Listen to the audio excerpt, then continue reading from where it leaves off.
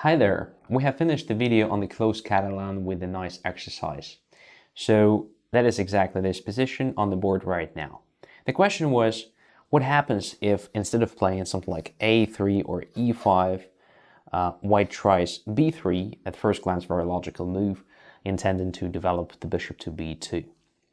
Well, here comes the explanation why the position of the knight on a6 is different and Black can exploit it with the help of knight to b4 jump. At very first glance, it doesn't change anything. Yes, the queen, as well as the knight, protects the pawn on e4. So after knight to b4, white has to move the queen to b1. But how is that dangerous to white? Because knight on b4 looks extremely vulnerable to white's next a3 move, which means the knight will be forced back, so on and so forth. So it appears exactly here, black may take on e4, tempo move.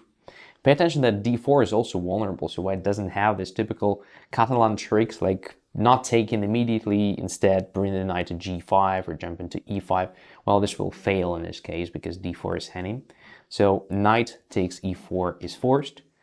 And now black continues with the immediate c5 move, undermining d4, attacking it, but what's important, attacking knight on e4 as well, using all knight on f6 and the bishop on b7.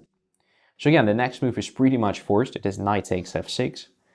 And now bishop captures on f6, and I think the disadvantage of the b3 move becomes completely clear. And not only does it allow the knight to b4 with this forced play after it, but also weakens the whole diagonal h8, a1, and now bishop to f6 comes with a pin of the pawn on d4.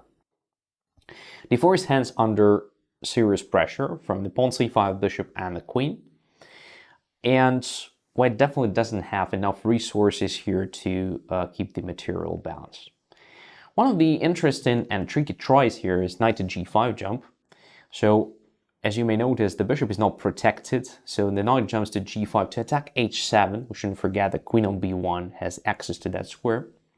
So it's literally the threat of a checkmate, and bishop takes g5 is hence forced, where after white captures on b7, forcing the rook to b8, the only square here, but it's good enough.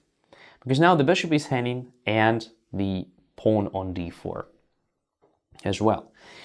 And that is another interesting thing here. So just imagine the knight is still on a6. Well, in that case, white is winning material, right? That's why inclusion of the knight to b4 move was so important. Now, the knight is not hanging, and it's also controlling c6 square, so it limits the activity of the light square bishop. If the bishop goes to e4 here, attacking h7, it's possible to include this f5 move, attacking it. And after bishop g5, queen to g5, and then a3, because if bishop simply goes away somewhere, black just captures on d4, have an extra pawn.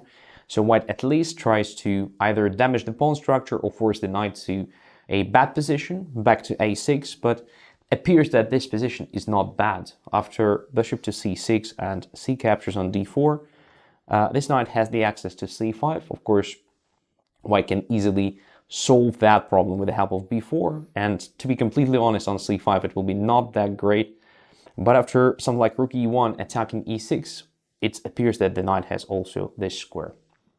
Yes, not very active, but exactly this move protects the most vulnerable point in black's position safely, and as a result, black has a nice position with extra material.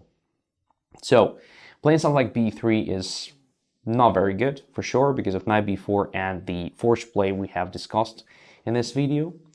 That's the solution. If you found it, you're great. Now you know a bit more about this line of the Catalan.